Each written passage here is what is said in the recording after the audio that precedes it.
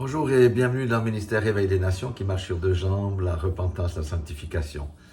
Eh bien, nous sommes sur la série Vie chrétienne pratique parce que, comme je le dis, la vie chrétienne n'est pas un concept, c'est quelque chose qui se vit au quotidien. Et nous ne sommes pas ce que nous disons être, mais nous sommes ce que nous disons être et ce que nous démontrons par nos actes, parce qu'il doit y avoir adéquation entre la parole que l'on dit, la parole que l'on prêche et la manière dont nous vivons.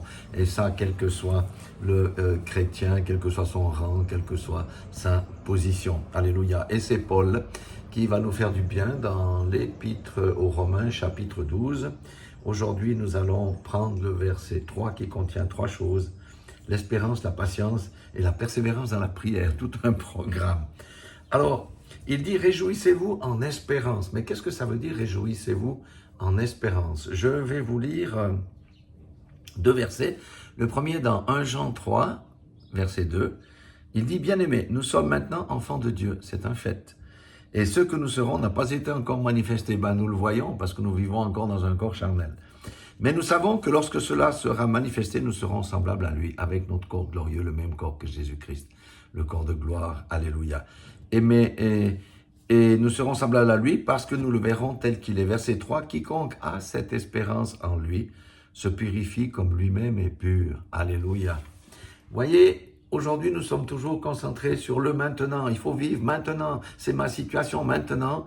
Et nous perdons de vue l'espérance que nous avons, c'est d'être semblable à Jésus-Christ. Ça, c'est notre lot. Et cette espérance-là doit être un moteur, véritablement un moteur. C'est l'espérance de notre futur glorieux et non pas la situation dans laquelle on vit. La situation dans laquelle on vit, c'est la réalité, mais la vérité, j'ai dit à quelqu'un, c'est tu as un futur glorieux, c'est de ressembler à Jésus-Christ parce que tu auras le même corps de gloire et tu le verras tel qu'il est au jour de la manifestation de ton salut. Parce que notre salut n'a pas été encore manifesté puisque nous sommes encore dans ce corps de chair. C'est pourquoi le Seigneur dit aussi, mettez en route votre salut avec crainte et tremblement. Alléluia. Donc, cette joie-là, cette espérance-là doit chasser toute tristesse. Vous savez, si on prend une fusée à 3 réacteurs, qu'est-ce qui propulse la fusée très haut, je ne sais pas, sur Mars, sur la Lune? 3 réacteurs. 3 réacteurs, dans le monde chrétien, je prends cette analogie pour symboliser, c'est la foi, l'espérance et l'amour. Sans la foi, on ne peut pas actionner la grâce, puisqu'il faut d'abord croire pour recevoir la grâce de Dieu. Et sans l'espérance que nous allons développer ici, eh bien, notre vie va être triste, il va nous manquer un réacteur. Ça va nous garder sur la terre. Et sans l'amour, eh bien, on ne peut pas non plus nous élever dans les airs, parce que l'amour, c'est la base du royaume des cieux. Alléluia. Donc, j'ai lu le premier verset, 1 Jean 3, 2. Je vais lire maintenant le second, qui est 1 Pierre 1, 3. Béni soit Dieu, le Père de notre Seigneur Jésus-Christ, qui, selon sa grande miséricorde, nous a régénérés pour une espérance vivante. Nous avons passé des ténèbres à la lumière pour une espérance vivante. Par la résurrection de Jésus-Christ d'entre les morts, on est obligé de passer par Jésus. Si on ne passe pas par Jésus, on ne passe pas par le bon chemin parce qu'il est le chemin, la vérité, la vie. Pour un héritage qui ne peut ni corrompre, ni souiller, ni flétrir, lequel vous est réservé dans les cieux.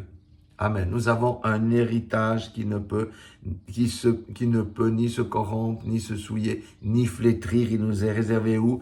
Dans les cieux, c'est dans le temps, c'est pas maintenant. Ici, nous avons déjà une certaine partie de l'héritage, parce que nous avons les arts de l'esprit.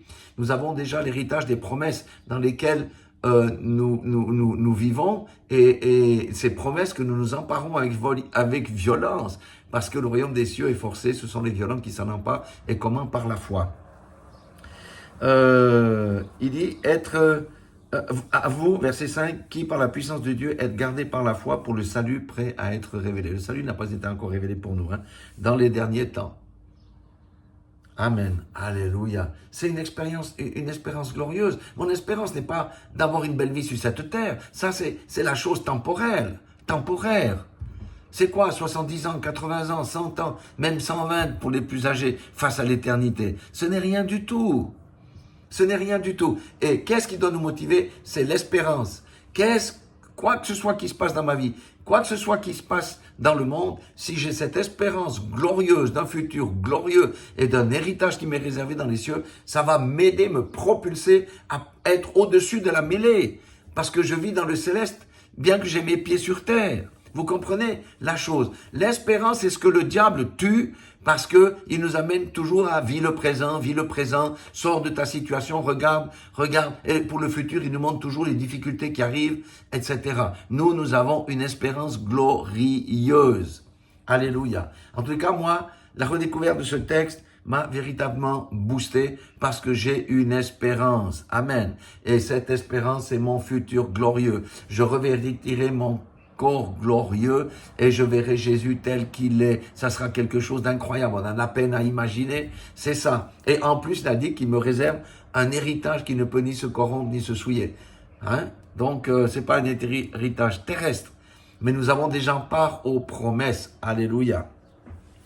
Ensuite, ici, il aborde la patience. Soyez patients dans les afflictions et les épreuves. C'est le contraire du monde moderne où on veut tout de suite. On prie, Dieu ne répond pas, on dit « Oh, Dieu ne m'entend pas ».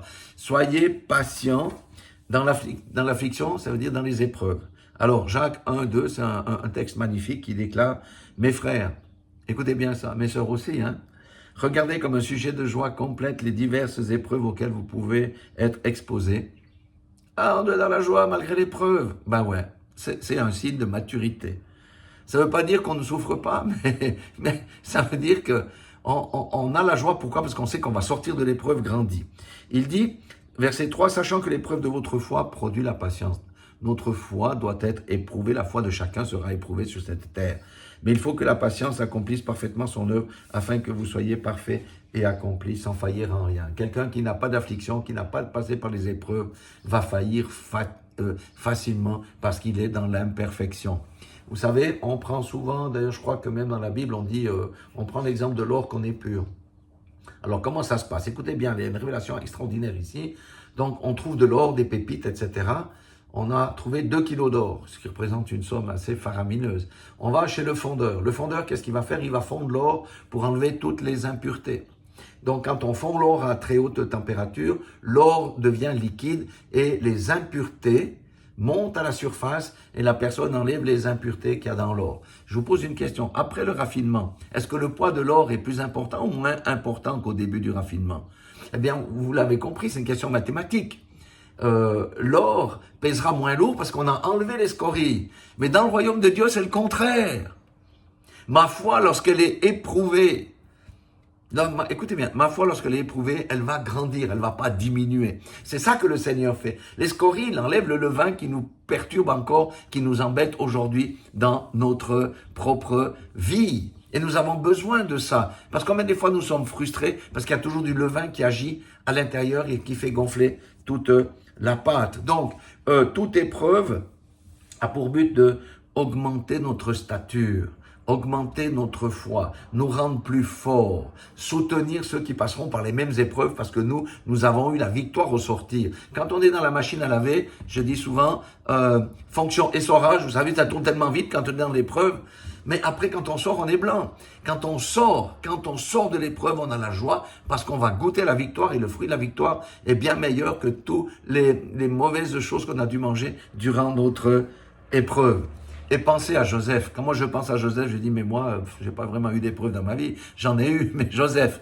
Mais voyez le fruit de l'épreuve, le fruit de la foi de Joseph. Il a été numéro 2 du royaume. Jacob a aussi passé par l'épreuve. 14 ans pour avoir sa chérie, c'est peut-être un peu long quand même. Donc voilà, pour vous dire, ne soyons pas effrayés par les épreuves. Les épreuves font partie, et les afflictions font partie de la vie chrétienne, parce que c'est au travers de ces choses que nous sommes raffinés, que Dieu nous élève, que Dieu nous rend plus forts. Troisième des choses dans ce verset, il dit persévérer dans la prière. Comme je dis souvent, il y a une notion de la persévérance est très très importante. Persévérer, et moi j'explique ça comme ça. Il y a 2 mots, percer et verrer pour voir. Donc, pour voir de l'autre côté du mur, on est obligé de percer. Et ça, c'est la prière avec insistance, la prière avec fidélité. C'est pas juste une prière d'un jour, puis après on dit Dieu m'a pas répondu. Mais c'est pas comme ça que Dieu fonctionne. Alléluia. Persévérance, persévérer dans la prière. Ça veut dire jusqu'au bout. Prier sans cesse avec fidélité. Prier avec persévérance, prier avec foi. Si tu pries sans foi, ta prière n'arrivera pas plus haut que le plafond de cette chambre. Bon, alors je vais prier, puis si Dieu répond, gloire à Dieu. S'il ne répond pas, gloire à Dieu. Ça n'est pas une prière. Ça, c'est un manque de foi, c'est l'incrédulité. C'est pour ça qu'il dit prier sans cesse, persévérer dans la prière. Et très souvent, je vais vous donner un petit truc. Priez beaucoup pour les autres, priez pour le corps de Christ. Parce que quand vous priez pour les autres, quand vous priez pour vos frères et sœurs dans l'assemblée, quand vous priez pour l'assemblée, quand vous priez pour le corps de Christ, etc., Dieu va s'occuper de vos problèmes. Et vos prières seront facilement exaucées. Écoutez, ne soyons pas nombrilistes et concentrés uniquement « je veux ci, donne-moi ça ». Dieu n'est pas un Dieu bonbon, Dieu n'est pas une machine, un distributeur où on met 2 € pour avoir une plaquette de chocolat, un bout de saucisse ou que sais-je. Nous devons persévérer. Du reste, je terminerai ça avec Matthieu 7,7 qu'on connaît. Demandez, l'on vous donnera. Donc d'abord, il faut demander. Cherchez, vous trouverez. La notion de chercher, ça veut dire il faut marcher, il faut y aller, il faut déambuler et vous trouverez. Frappez et on vous ouvrira. Car quiconque demande reçoit, celui qui cherche trouve et l'on ouvre à celui qui frappe. Ce verset, et c'est le verset que j'ai cité, c'est le montre qu'on a un effort à faire. C'est la discipline. Le mot discipline, c'est de là que vient disciple, mais que le monde chrétien aujourd'hui n'aime pas la discipline. Et sachez que le monde n'est pas un long fleuve tranquille. Et sans ces choses-là, la persévérance, la prière et la patience, on n'arrivera pas de l'autre bord. Donc le Seigneur nous exerce au travers de ces choses-là qui sont contraires à notre chair. Et celui qui ne se nourrit pas d'une espérance glorieuse, celui qui prie peu, celui qui supporte peu, celui-là, mais comment est-ce qu'il va voir la gloire de Dieu dans sa vie?